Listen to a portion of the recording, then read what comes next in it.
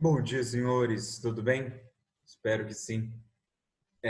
Venho novamente falar com vocês e aí trazer mais uma aula sobre o renascimento, tá? Espero que essa aula não fique muito longa, não posso prometer nada, mas para que nós possamos continuar trabalhando com a ideia do renascimento.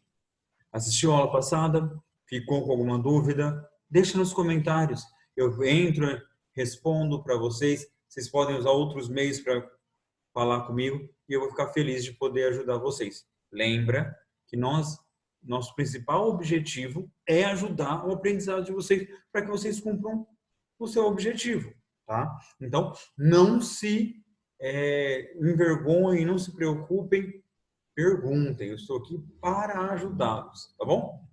No vídeo passado, eu comentei com vocês as características do humanismo, do pensamento humanista. Por que que a burguesia quis mudar a forma como a sociedade enxergava as coisas? Hoje nós vamos falar mais especificamente sobre o renascimento na arte, tá? Principalmente o renascimento na pintura. É claro, ele vai acontecer, ele vai aparecer para a gente aí em diversas modalidades. Nós vamos ter o renascimento na arquitetura, na pintura, na escultura. O renascimento ele vai aparecer para a gente também na literatura, e na literatura ele vai ser primordial. Mas hoje a gente vai falar da arte, tá? Principalmente, qual tipo de arte? Pintura, e aí vou dar alguns exemplozinhos da escultura, tá? Para que a gente entenda bem isso e, mais importante também, repertório, tá?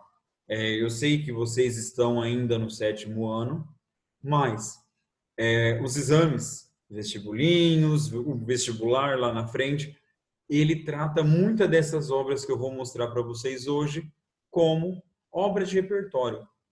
Formação humana básica. Espera-se que vocês conheçam, tá? Viu um quadro, eu sei, isso é Da Vinci, isso é Michelangelo. É formação elementar. Por isso que eu vou mostrar para vocês, tá? Eu espero que vocês assistam o vídeo inteiro, que vocês gostem e se divirtam com ele, para que a gente tenha o máximo do aprendizado possível aí, ok? Vamos lá? Então, nosso tema de hoje é o renascimento artístico. Essa imagem que eu coloquei para vocês, claramente não é um quadro. Ninguém vai pendurar isso na parede, tá? O que é isso? Isso é um estudo anatômico. O estudo da anatomia, ele vai ser importantíssimo para os pintores do Renascimento, tá? Renascimento, vamos entender. Por que renascimento? A ideia é nascer de novo. Quando nasceu, quer dizer que alguma coisa morreu. Então, eles acreditavam que a arte havia morrido com o Império Romano. Durante a Idade Média, eles vão chamar de Idade das Trevas. Hoje nós já sabemos que não é a Idade das Trevas, não foi das Trevas, mas na época eles julgavam assim, que na Idade das Trevas não houve arte, não houve cultura, morreu e agora está nascendo de novo. Tá? Por isso que, como nós já comentamos, eu vou reforçar hoje, eles vão fazer a valorização dos estudos clássicos. Eles vão retomar a cultura, as estéticas de Grécia e Roma para produzir arte agora a partir do século 13 e 14. Tá? Esse trabalho que nós temos aí do lado é um estudo anatômico do Leonardo da Vinci. Ele usava esse tipo de trabalho, esse estudo, não porque ele era médico, coisa assim, mas para poder desenhar melhor. Tá? Se você levantar teu braço assim e colocar a mão em cima, você percebe que tem um arranjo muscular. Algumas partes ficaram mais duras, outras ficaram mais mole. Se você vira, você percebe que está diferente. Você traz para cá, diferente novamente. Então, isso reflete na obra. Então, ele fazia esses estudos para poder pintar melhor, para poder esculpir melhor, o mais próximo da realidade possível, tá? E aí, legal que todos os escritos dele eram imagens enantiomórficas, você só consegue ver ao contrário, tá? Algumas pessoas dizem que porque ele fosse disléxico, outros dizem que pode ter, que ele escrevia assim para que outras pessoas não compreendessem o que ele havia escrito e ele manter em segredo. O fato é que Leonardo era um cara todo especial, mas a gente vai falar dele com mais cuidadinho mais para frente, tá bom? Bem, antes da gente começar exatamente a falar sobre os artistas do Renascimento, eu gostaria que vocês dessem uma olhada nas causas principais. O que fez com que surgisse esse movimento artístico? Por quê? Vamos imaginar o seguinte: qual movimento artístico você iniciou aí na sua casa? Nenhum, né? Você é preguiçoso?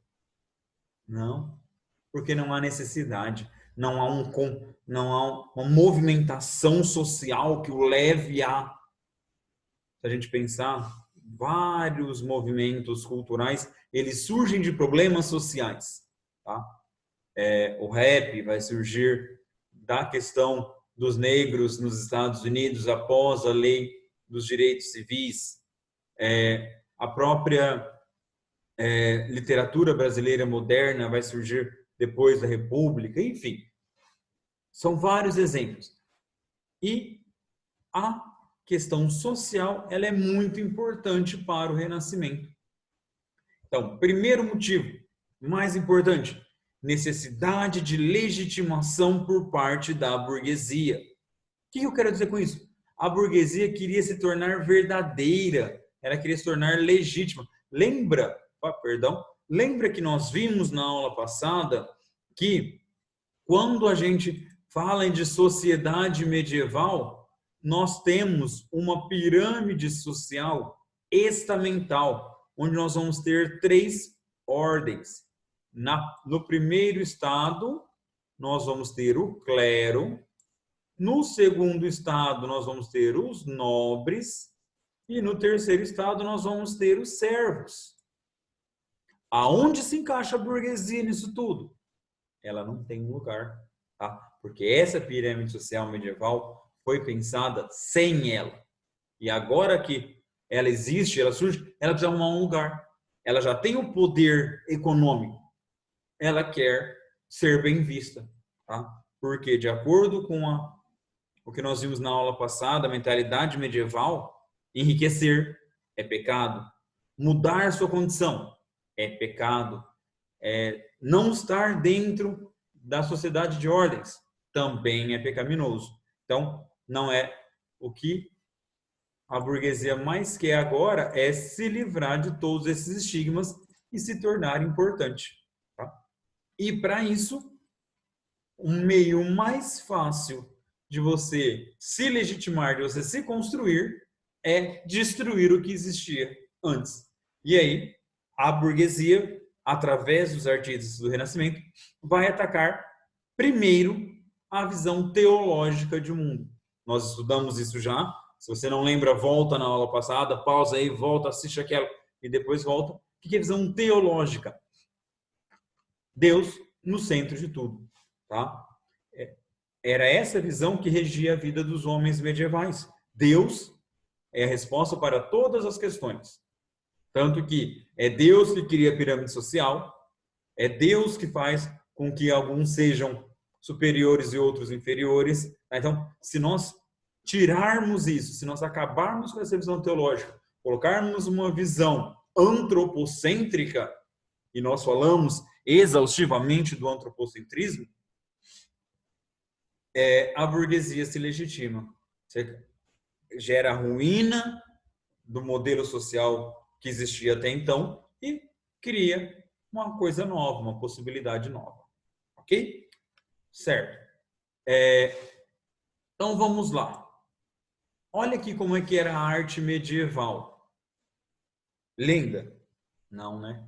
A arte medieval ela tinha muito mais uma função pedagógica, uma função alegórica, uma função representativa. Como assim? Aqui você está vendo homens matando dragõezinhos e outros animais ali. Você entendeu isso? Ok, a arte cumpriu seu papel. Tá? Não há o belo pelo belo, não há ideia de arte pela arte. Tá? Isso seria arrogância, isso seria vaidade, vários pecados aí. A ideia era, a arte precisa transmitir uma informação. Transmitiu? Ok. Olha aqui. Olha essa calça desse homem aqui. Percebe que essa calça, uma criança de 6 anos conseguiria pintar? Olha essa camiseta. Isso parece de verdade uma camiseta? Não. Não há uma preocupação estética. A única preocupação que há é de que texto, o que ela está passando de conteúdo. Tá? E isso ela faz. Na arte medieval oriental, e aí eu estou falando principalmente de Império Bizantino, ok? Não estou falando de Extremo Oriente, nem de Oriente Médio. Estou falando de Império, o que foi o Império Romano do Ocidente, que se tornou o Império Bizantino. Já é um pouquinho mais bonita do que a arte europeia ocidental, né?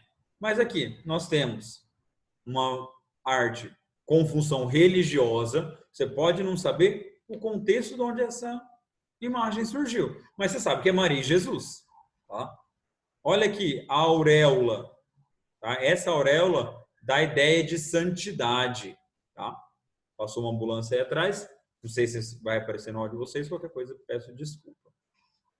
Então, uma mulher com uma criança, você sabe que é Maria e Jesus, ou pelo menos você supõe.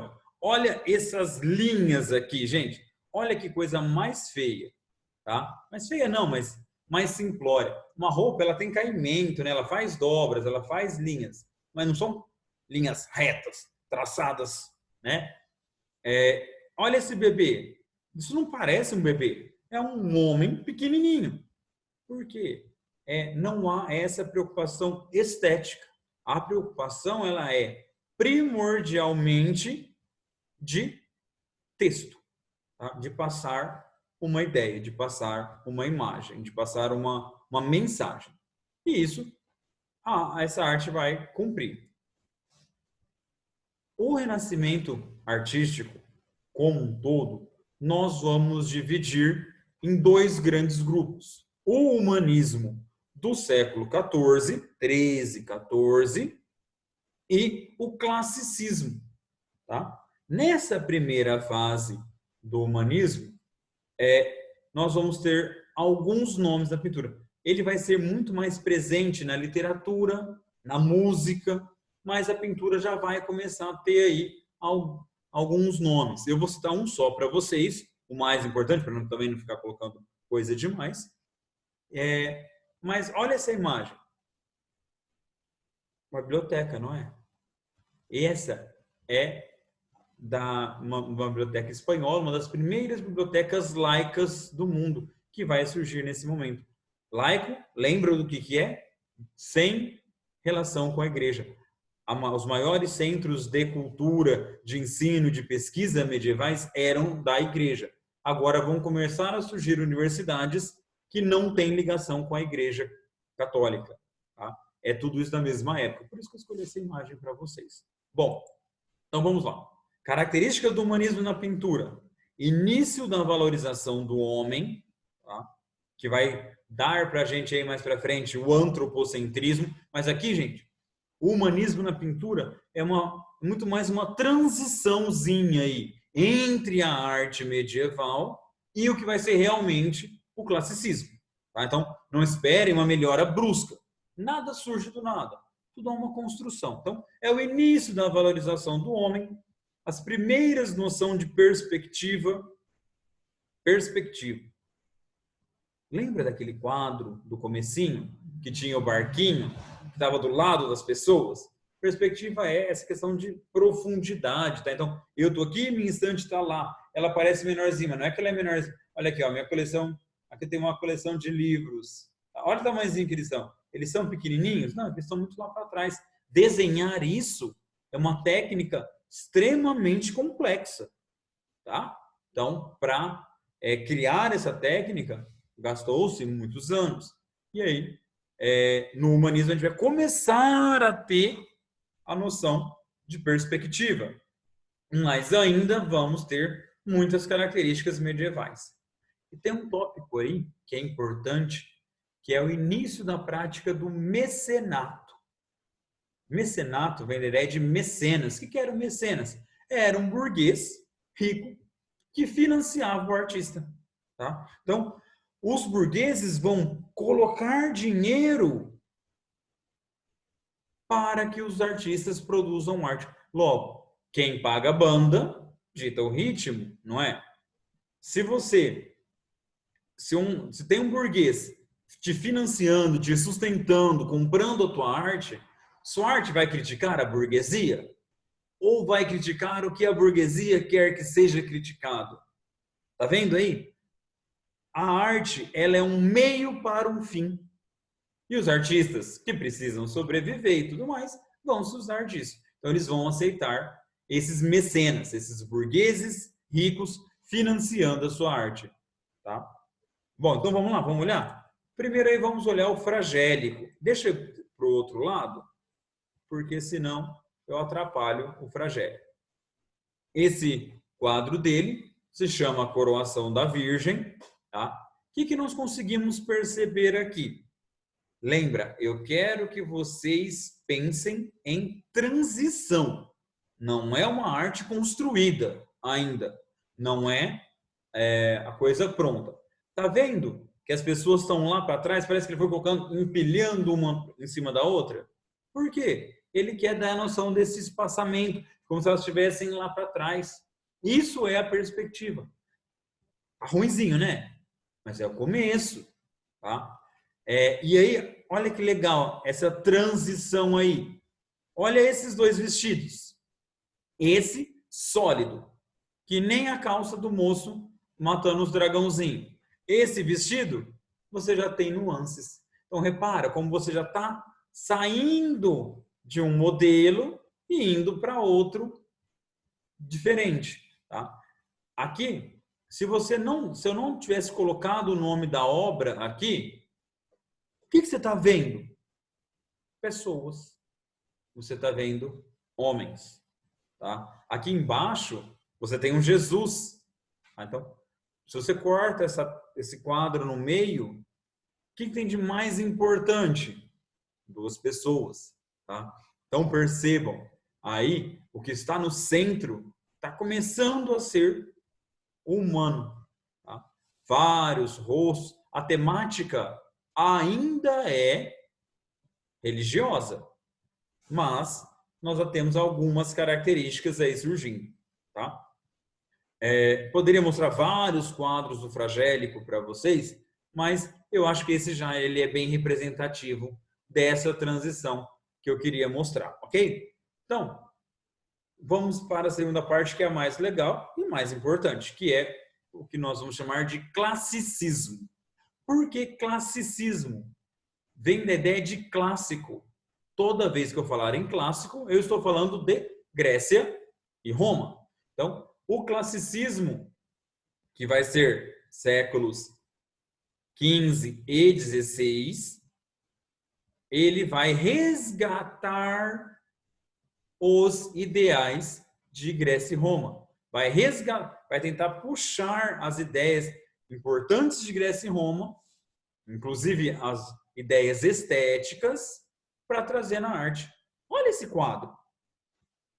Pensa por 10 segundos. O que ele é? O que ele está representando? O que a pessoa que fez queria contar? Qual a história por trás desse quadro? Dá para chegar? Não dá. E aí é massa. Por quê? Porque aquela primeira imagem que eu mostrei para vocês eram os homens matando os dragãozinhos no navio. Você cria uma historinha. Aqui não tem. É um cara.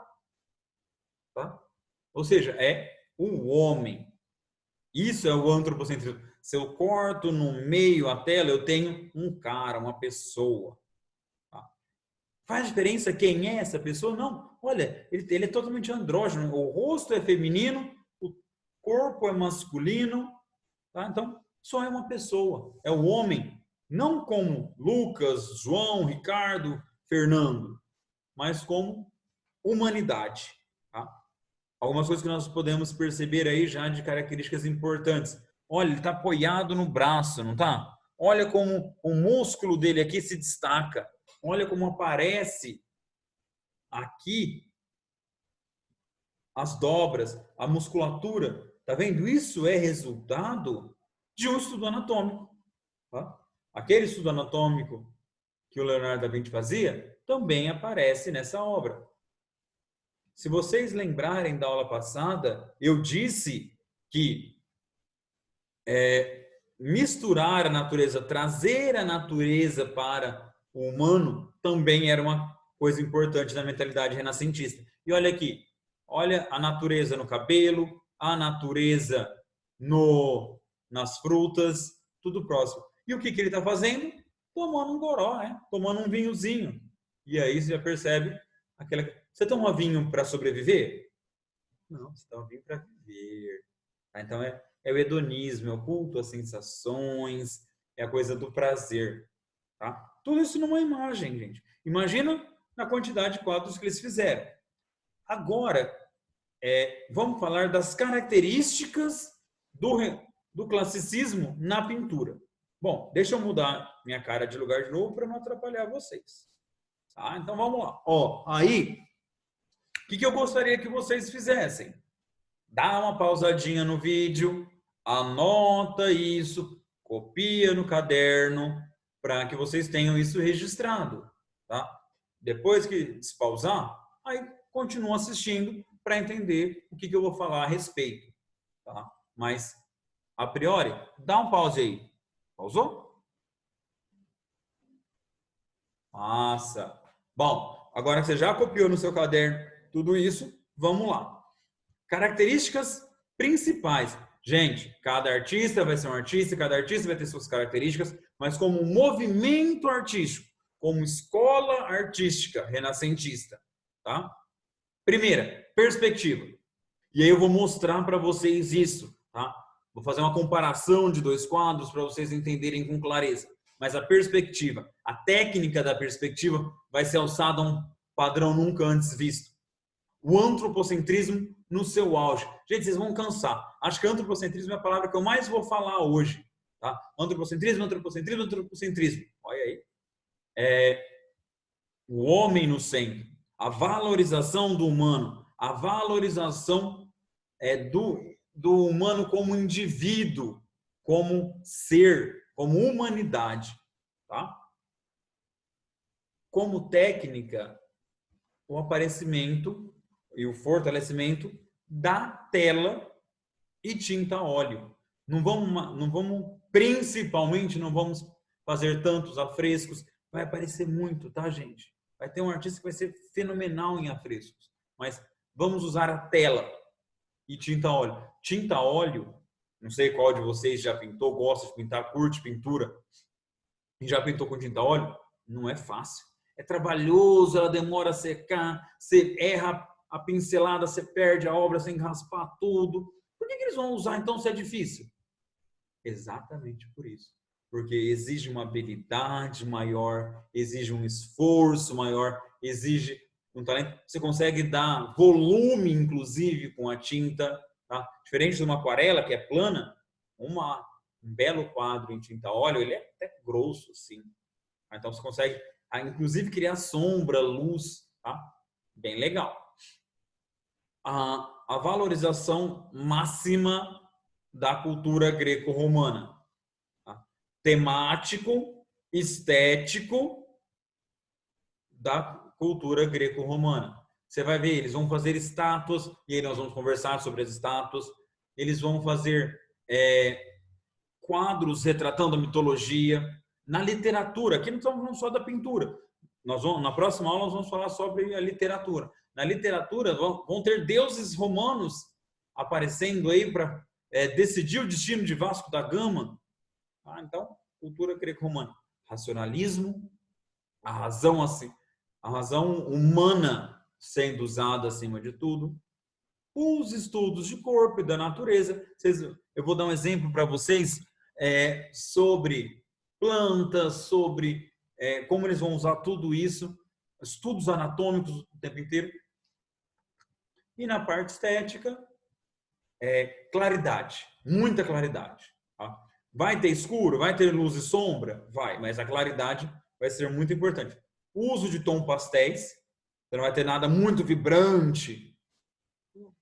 Uma coisa mais calma, uma coisa que busca a realidade observada. Tá? E o mecenato, o mecenas lá, o cara financiando, a burguesia botando dinheiro pesado, tá? Para financiar essa arte, para ter os seus ideais divulgados. Como é que eu vou fazer? Como é que eu estou propondo que a gente estude os artistas do Renascimento? Eu não vou mostrar eles todos de uma vez só. Eu vou separar por artistas para a gente ver. Tá? Uma coisa que talvez vocês até saibam, eu estou falando até chovendo no molhado, mas para lembrar nome de grandes renascentistas, lembra das tartarugas ninja. Lembra do nome delas? Leonardo, Donatello, Rafael e Michelangelo. As tartarugas ninjas, elas são nome de artistas renascentistas. E nós vamos olhar para eles e alguns outros aí, tá bom? Então vamos lá. Primeiro que nós vamos olhar é o Leonardo da Vinci. Gente, Leonardo da Vinci, que eu vou olhar com vocês hoje, é Leonardo da Vinci na pintura.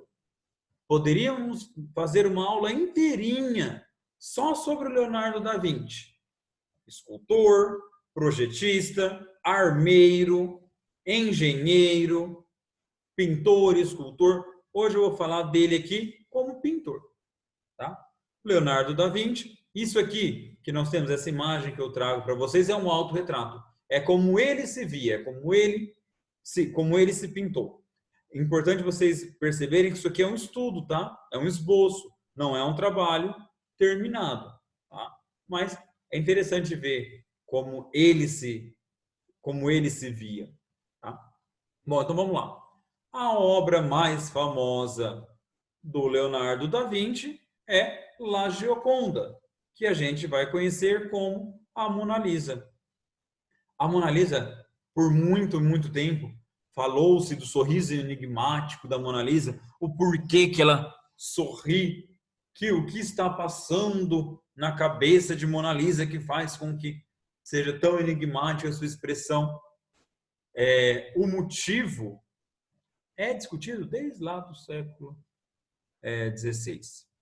Mas o que é interessante para a gente é a técnica. Como é que ele fez para você não saber o que ela está pensando? Se esse sorriso, se ela está brava, se ela está...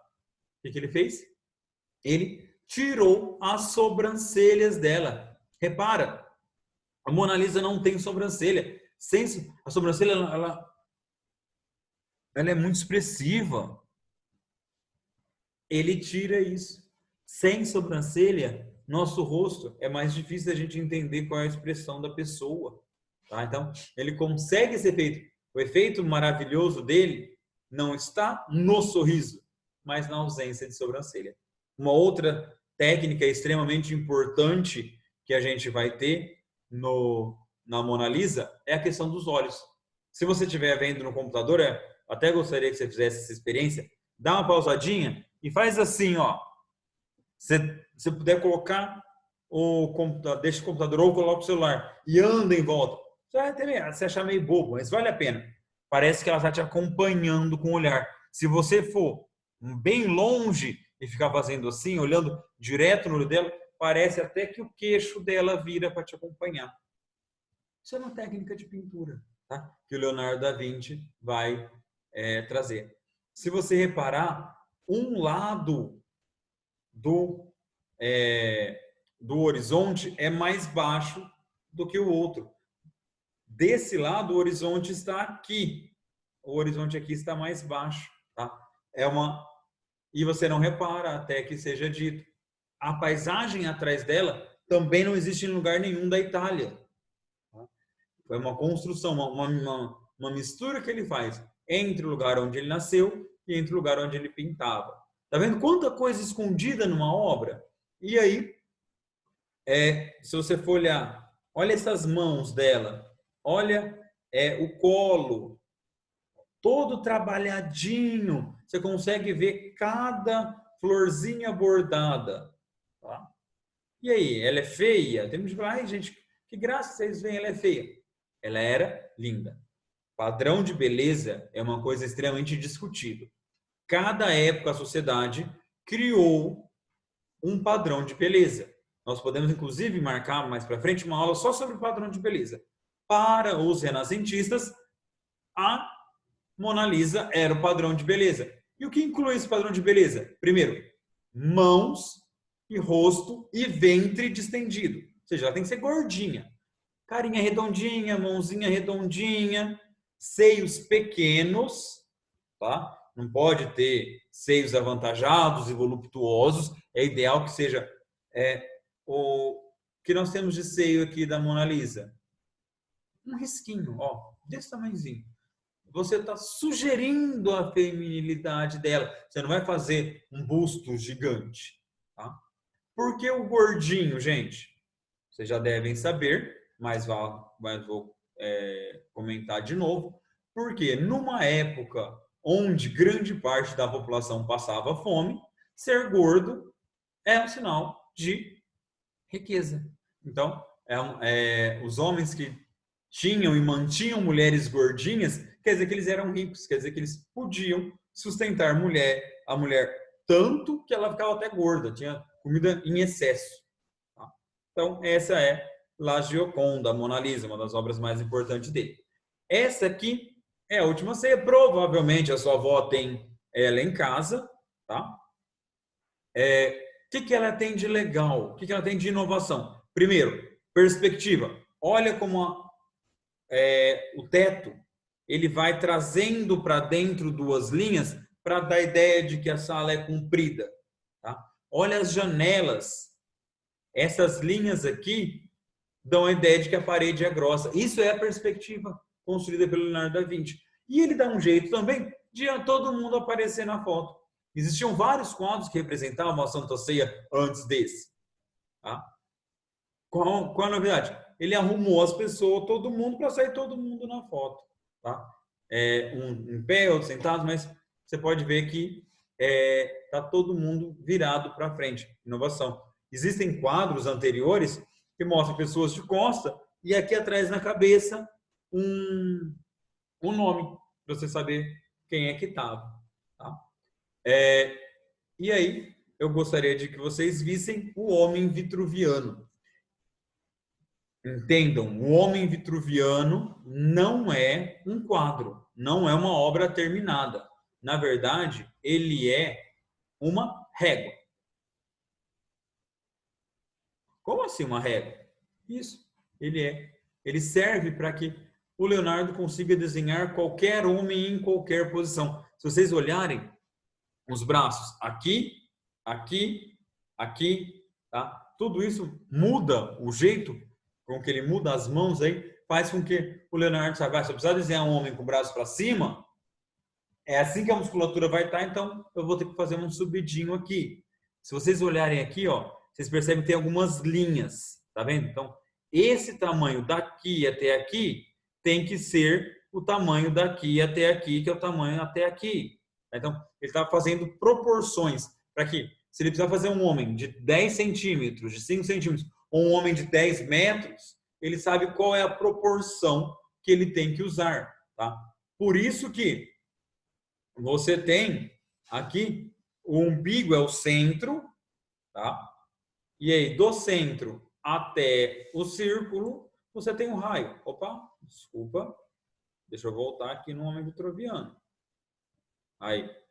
Então, você consegue medir, você consegue fazer uma escala para medir, para construir qualquer homem que você precisa. Tá vendo que as pernas também estão em posições diferentes?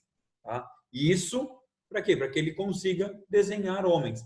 E aqui embaixo, ó, vocês percebem uma escala para ele fazer transposição. Qualquer pessoa que ele precisasse desenhar, ele saberia o tamanho. Ah, mas eu vou fazer sempre o mesmo rosto? Não, não é isso.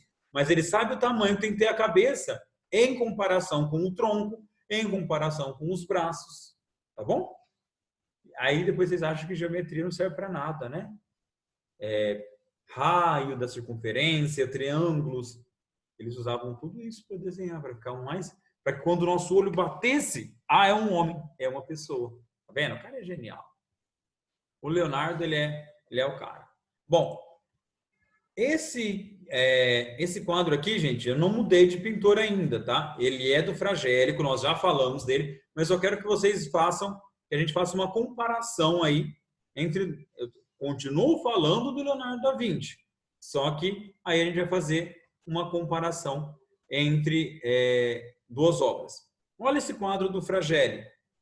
Repara que isso aqui é a Anunciação. O que é isso? É uma passagem da Bíblia onde o anjo Gabriel vem contar para Maria que ela está grávida, que Deus colocou Jesus lá na barriga dela. E aqui, ó, José atrás assistindo. Fragélico, como vocês lembram, ele é da primeira fase do humanismo. Tá? Parece pessoas.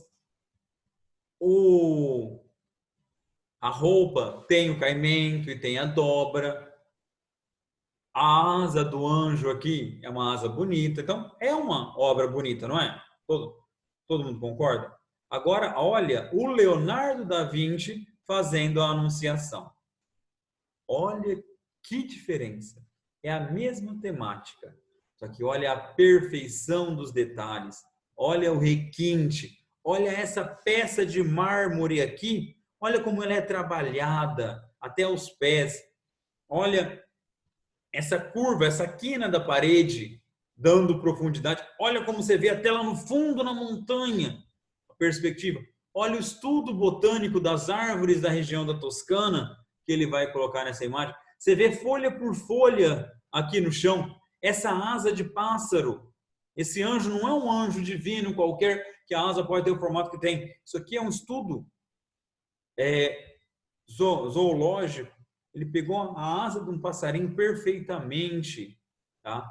Claro, continua sendo uma temática religiosa? Sim. Repara, tem as mesmas auréolas que tem no quadro do Fragélico, só que são muito mais discretas. O que é importante aqui não é a anunciação, são as pessoas, tá? E aí nós temos duas mulheres, apesar de ser o arcanjo Gabriel, anjo sempre tem uma aparência andrógena, que não sabe nem se é homem nem se é mulher. Então ele vai pintar uma mulher mesmo, com aquelas características de beleza.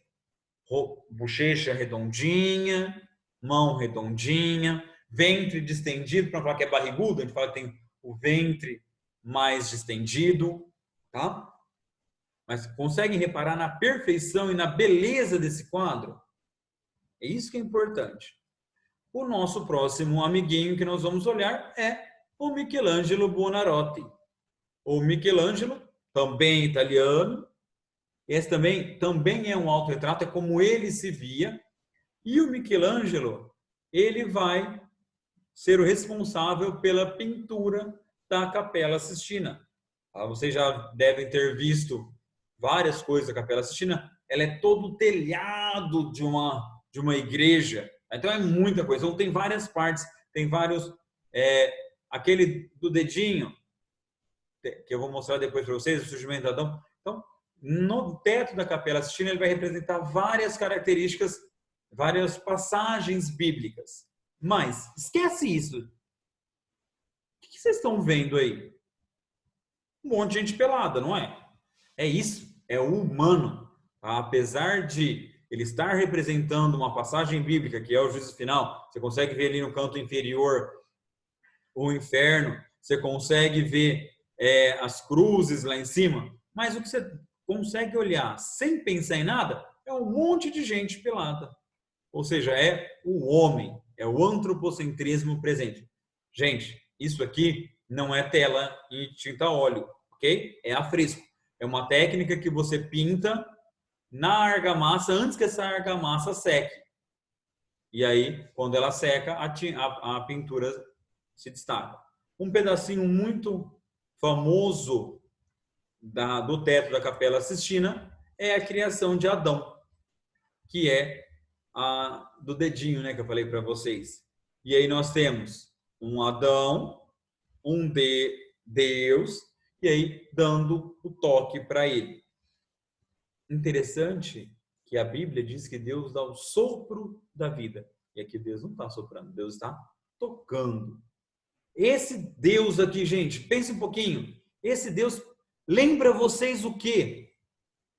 Lembra muito mais um Zeus, um Poseidon, um Netuno, um Júpiter. Tá? Olha a estética clássica aparecendo aí.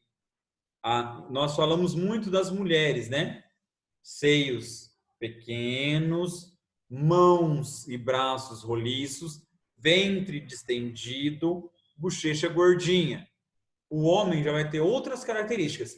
Vai ser o máximo e o mais perfeito possível do forte. Tá? Os homens vão ser tudo bombadão. Até Deus aqui é bombadão, tá vendo? Olha os músculos de Adão. Bíceps forte. A barriga não chega a ser tanquinho, mas naturalmente pouca gente tem tanquinho, né? Mas enfim.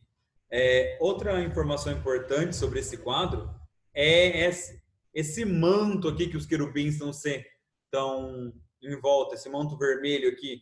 Felizmente cortou a imagem, mas se pega inteiro, forma exatamente o formato do cérebro humano. Tá? Então aí, uma interpretação possível, não a verdadeira, a única, a possível é o que criou o ser humano foi o intelecto, foi a razão. O que é mais importante do ser humano é seu intelecto, é sua razão. Tá? Michelangelo era o cara. Michelangelo. E aí, talvez a obra mais importante do Michelangelo, o seu Davi. Gente, Davi do Michelangelo é uma escultura inteira em mármore. É um pedaço de mármore. Olha o tamanho que é isso. Tá? Esculpido numa pedra. Vocês sacam o que é mármore?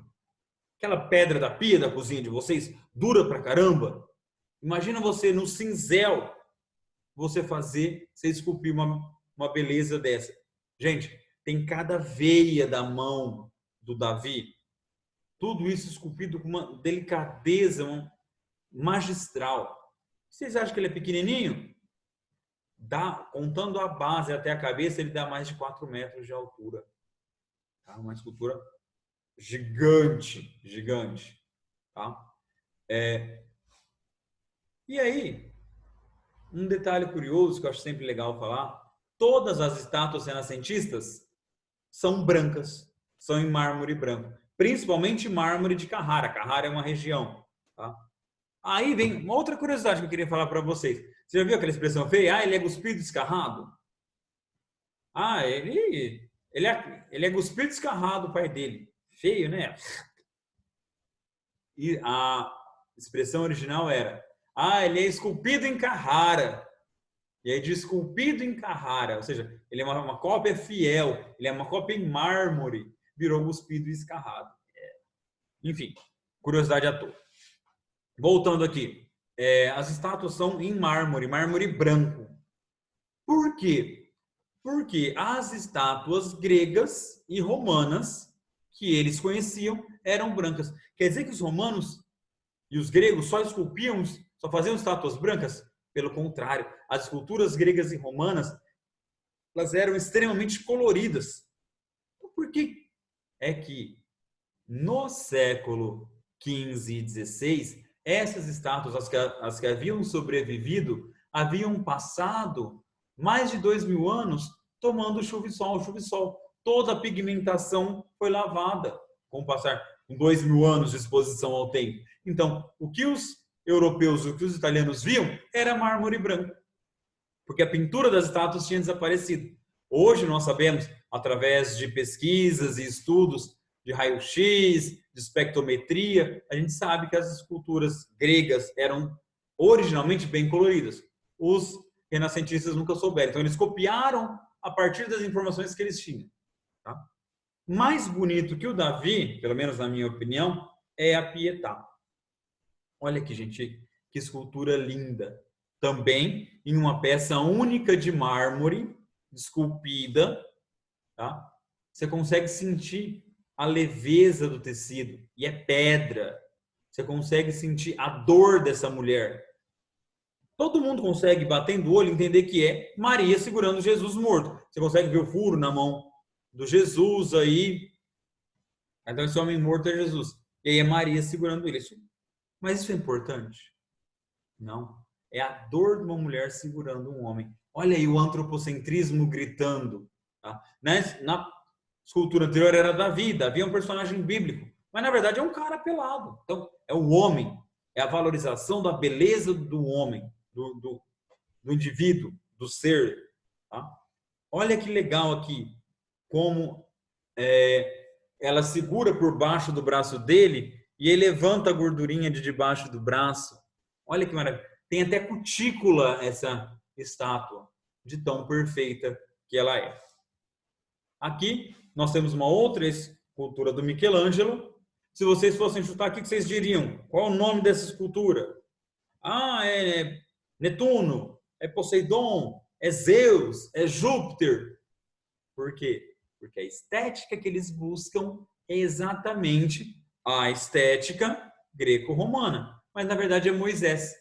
Olha aí que mistura, que simbiose que eles fazem. Eles pegam a temática religiosa, mas com a estética grega clássica. Tá? Como é que você saberia que é Moisés? Olha aqui debaixo as tábuas dos mandamentos. É lindíssima obra, não? Maravilhosa. Aqui são duas técnicas juntas. É a pintura no meio e a escultura em ouro em volta, tá? Você tem as duas coisas acontecendo. Também uma temática religiosa, a Sagrada Família. Você tem Maria, São José, o menino Jesus, São João Batista, que era primo de Jesus, aparecendo na imagem. Mas, antes de tudo, se dividir aqui, um homem, no caso uma mulher, mas é o ser humano. Olha como esse bebezinho já parece um bebezinho, já tem as proporções infantis e não mais um homem pequenininho. Outros artistas que nós podemos sacar ainda na pintura Mascaccio, também italiano. E aí, aqui, gente, é uma cena religiosa também, que é Judas traindo Jesus. Aqui ele está recebendo as moedas de prata, 30 moedas de prata por entregar Jesus. Mas o nome é tributo à moeda. Ou seja, olha a moeda, o dinheiro aparecendo aí por trás, tá?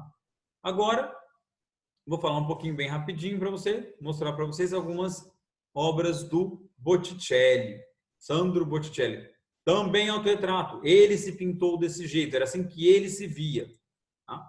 A mais famosa obra dele, todo mundo já viu essa obra, O Nascimento de Vênus. Vênus, deusa romana. Olha o classicismo aí, olha a mitologia greco-romana sendo apresentada numa obra. E olha como essa mulher representa todos os ideais da beleza da época. Ventre distendido, não é que ela está grávida, não, gente. Elas eram barrigudinhas. Ventre distendido, barriguda. Braços e mãos roliças, seios pouco voluptuosos, seios pequenos, tá? Que mais que nós temos aí de importante? A aproximação entre natureza e o ser humano. Tá vendo que ela é uma mulher? Ah, mas é uma deusa, é a Vênus. Tudo bem, mas o que está desenhado mesmo é uma mulher dentro de uma concha, tá? Você tem Zéfiros aqui soprando, mas esses Zéfiros têm asa. Você tem as plantas, você tem o rio, tudo isso próximo do ser humano, tá? Um outro quadro dele aqui, também, olha que beleza. Você consegue ver as nádegas da mulher por detrás do tecido, tá? Antes era aquele tecido sólido que uma criança pintava com giz de cera. Agora, você consegue ver por detrás desse tecido. Olha a leveza que tem, tá? A perfeição dos detalhes. Olha essa roupa. Olha a minúcia de detalhes. Isso não é para transmitir uma ideia. Não faz nem diferença. O título desse quadro. O que importa é a beleza, é o olhar, tá? Esse quadro do Mantenha, ele é belíssimo e é por isso que eu quis colocar para vocês. Olha, duas coisas importantíssimas que eu queria mostrar para vocês. Primeiro, olha como essa mulher é feia. Ela é tão feia que ela se torna bela. É a beleza na imperfeição. O ser humano, ele não é o tempo inteiro modelo. Ele não é o tempo inteiro padrão. A perfeição do feio na representação dessa mulher, tá? As linhas de expressão, a tristeza marcada, tá? Enquanto você tem aí uma pintura com temática religiosa, é um Jesus morto, tá? É um Cristo morto, mas é um ser humano. Olha como a barriga dele está funda, porque ele não respira mais, está baixa, o ventre está baixo. A leveza desse lençol aí em cima, tá? Beleza. Olha como ele está curto, porque quando você está olhando de baixo para cima, ele é encurtado, ele não está com compridão. Muito bonito, né? Bom, Rafael, um dos últimos Tartaruga Ninja aí pra gente, Escola de Atenas. Não vou me alongar muito, mas olha que legal. Olha a profundidade que tem essa imagem. Olha como ela vai lá atrás, como você consegue, como parece realmente que está indo infinitamente. Perspectiva. Isso não é um quadro, gente. Isso aqui está pintado na parede. Se você olhar isso aqui, você percebe que é um arco, né? Um arco fundo. Mas, na verdade, isso aqui é uma ilusão de ótica. Isso foi pintado para parecer que era um degrau. Se olhar essa porta aqui, você percebe que é uma porta reta, né? Então, isso aqui é uma ilusão de ótica para dar essa noção de perspectiva e de profundidade. E aí, a própria temática. Atenas, Grécia, razão, lógica, os filósofos aí no centro da obra, tá? Essa Madonna é mãe, é ideia de mãe, tá? Nesse caso aqui seria, de novo, São João Batista, Jesus menino e Maria, Santa Maria. Você sabe que é Santa Maria porque ela tem uma auréola aqui, tá? Olha esse bebezinho, olha como não tem nada a ver com aquele bebezinho daquelas primeiras imagens que eu mostrei para vocês. Olha como ele tem a estrutura de um bebê, as proporções de um bebê, como ele é redondinho como um bebê, tá? É a beleza aí, a aproximação à realidade humana. Por último, o último dos nossos Tartarugas Ninja é o Donatello. Donatello também era pintor, mas ele vai se destacar principalmente pela escultura, tá? Esse aqui é um São João Batista. Nossa, mas ele é feio, ele não parece com o Davi, ele nem é brilhante, ele nem é acabadinho. Olha que escultura mais feiosa. Gente, essa escultura, ela esteve por mais de 500 anos em praça pública. Então era chuva e sol, chuva e sol, chuva e sol, o acabamento acabou saindo, tá? Enquanto o Davi ficou guardadinho dentro de museus, ele ficou exposto ao tempo. Por isso que muito do acabamento foi lavado pelo tempo, tá? Então, não vamos desmerecer o Donatello só por causa da ação do tempo. E aí, nós temos uma outra obra dele que é Erasmo de Nárnia. Essa obra essa escultura ela não é em mármore, ela é em bronze. É uma outra técnica, uma técnica de fundição, uma técnica muito mais complicada, uma técnica bastante difícil. Só para vocês conseguirem ter uma noção de proporção do tamanho é esse, olha aqui embaixo, vocês conseguem ver uma pomba, tá? E aí, pelo tamanhozinho da pomba, vocês conseguem ver que essa estátua é muito maior que o tamanho real de um cavalo e de um homem, tá? O próprio nome da estátua, Erasmo de Nárnia, que é o nome de um burguês, ou seja, é a estátua de um burguês por um burguês, ou seja, a burguesia elevado ao máximo aí. Bom, gente, por hoje chega. Eu sei, essa aula ficou mais extensa do que eu queria, ficou mais comprida do que era para ser, mas é importante, tá? Mostramos um pouquinho da pintura e da escultura, bem pouquinho. Sobre cada quadro eu poderia falar 2, 3 horas com vocês, mas é só para vocês conseguirem entender as características primordiais e principais dessas duas fases do Renascimento, tá bom? Eu vou ficando por aqui. Grande abraço para vocês. Espero que vocês tenham aproveitado. Até uma próxima.